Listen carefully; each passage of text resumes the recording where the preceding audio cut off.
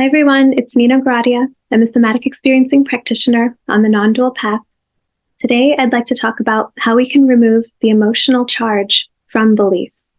Now, those of you who are on the non-dual path know that we are trying to renounce beliefs as much as we can.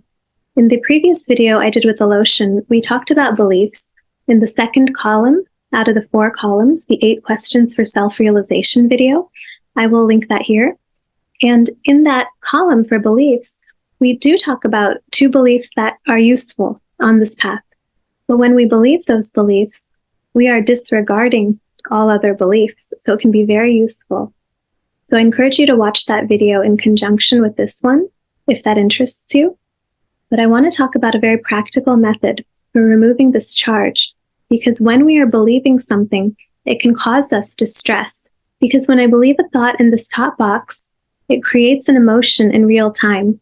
This emotion can be distressing, or the belief can cause me to have blind spots.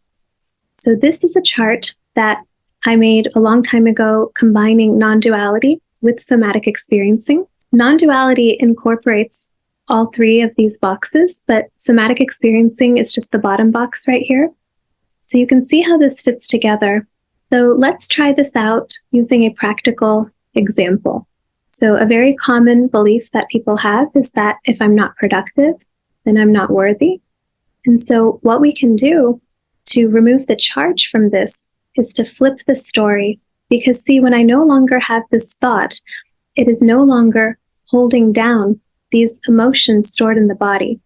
So in this case, I might behave in a way that is always working, trying to be productive, so that I don't have to feel these emotions of unworthiness that I might have felt as a child, not because I was unworthy, but because I may have been treated in a certain way, and I interpreted that treatment to mean that I wasn't enough, and then no one co-regulated with me, so I had those emotions stored in my body. So then I continue to behave in ways that help me manage these emotions.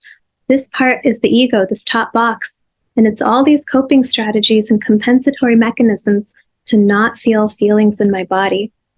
But when I changed the thought or the coping mechanism, it's no longer coping, it's no longer compensating for what I'm trying to not feel. So if I switch this thought to, well, if I don't work, maybe that has no impact on my worth.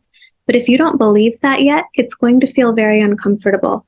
It's going to feel like all this stuff is being invited to come up because there's nothing holding it down, especially if you change the behavior associated with this belief. So if you start to relax and not work for several hours or several days, these emotions are going to come to a head. They're going to come up because that behavior is no longer there to manage them. So you have to feel what comes up when you're no longer coping in this way.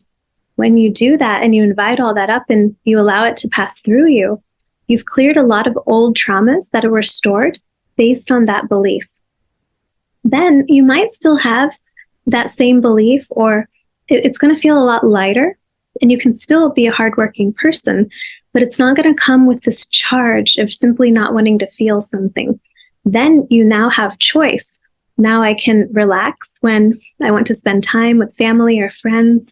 Especially if I want to go to sleep, I'm not going to be wired and feel like I can't do that because I've got work to do. So we're no longer a slave to these beliefs and these behaviors. Now we have a choice. So this probably makes sense for beliefs that are limiting. But the thing is, there are many beliefs we have that we might not think are limiting. We might even think these are absolutely true, and it's been true in my experience.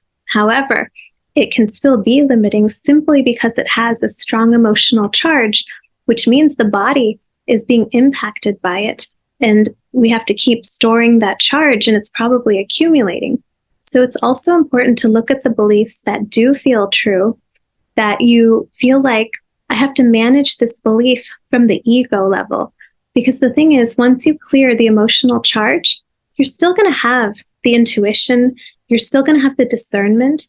It just won't have an extra charge to it because it's really not needed in almost all cases. So an example of this could be something that we passionately believe in, that we may even be fighting for, that we may be trying to get across to others, but it might be turning people off because it's such a strong message and they feel the angst and they feel the distress, and it's not really communicating the message to them.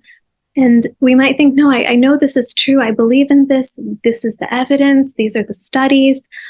But that emotional charge, it's still not helpful to you or in conveying that message. So in this case, if you have the courage and you feel like you're in a safe place to do this, you can question some of your most deeply held beliefs, not because we're trying to disprove them. That would be a different strategy of disproving a belief. But what we're trying to do is flip the belief, and it's going to take this cap off, this cap of beliefs that's helping us not to feel emotions. It's going to uncap that, and it's going to expose the emotions that that belief was covering. So we can say the opposite of that. Even if you don't think it's actually true, it's just a strategy to see what emotions it may be covering.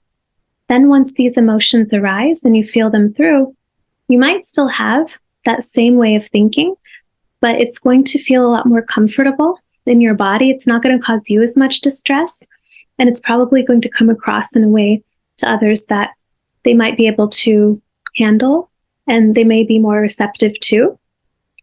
So let me know if you try this. I'm curious how it goes for you. I hope this helps, and I'll see you next time.